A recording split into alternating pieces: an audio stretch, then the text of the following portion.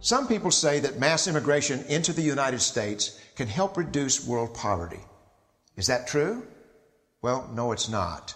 And let me show you why. This gumball represents the 1 million legal immigrants that the United States has taken every year on average since 1990. Now, who in the world deserves our humanitarian compassion? The World Bank has one measure of the desperately poor of the world. They make less than $2 a day. And how many people make less than $2 a day in the world? Well, let's start with Africa. In Africa alone, there are 650 million people who make less than $2 a day. 650 million. And in India, another 890 million people, desperately poor. China adds another 480 million people, making less than $2 a day. And unfortunately, the rest of Asia has a heartbreaking 810 million people who the World Bank says make less than $2 a day. And finally, there's 105 million of Latin America's population that are desperately poor. All told, the World Bank says there are 3 billion people in the world.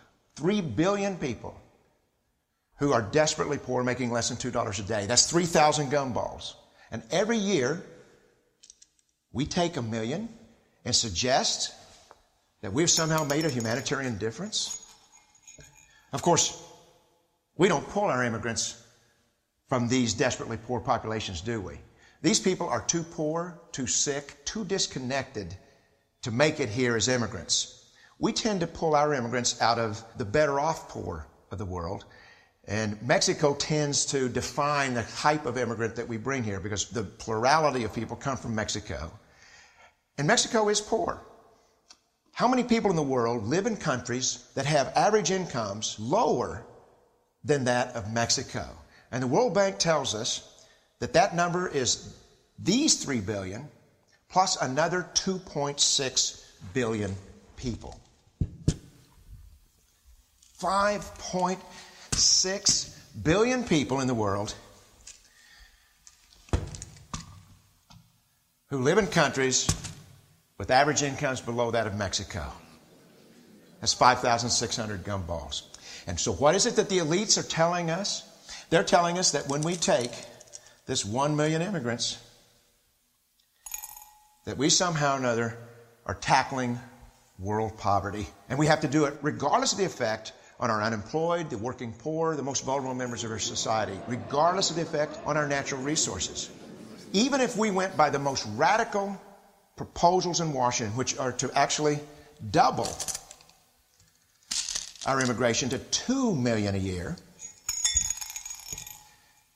which would totally overwhelm our physical, natural, and social infrastructures, we couldn't make a noticeable difference. And we may be really hurting the impoverished people of the world because the million that we do take are among the most energetic, often the better educated, certainly the most dissatisfied people that if they did not immigrate would be the agents for change to improve the lot of all the people in these countries.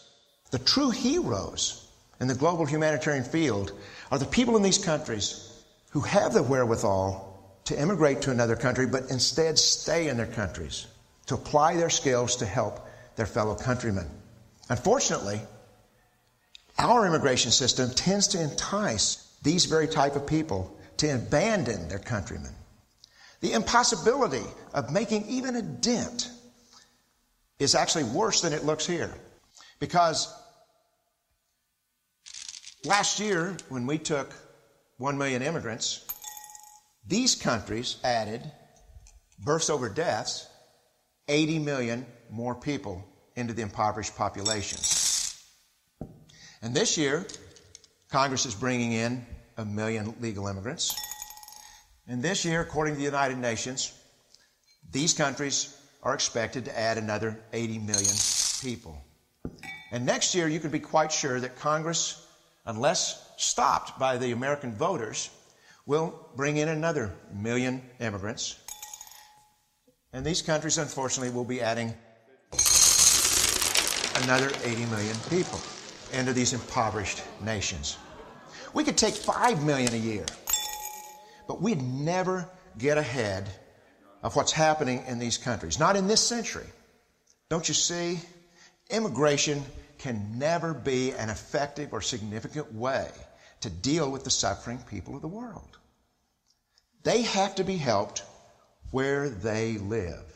99.9% of them will never be able to immigrate to a rich country. There's no hope for that. They have to bloom where they're planted. The only place that 99.9% of these people can be helped is where they live. Let's help them there.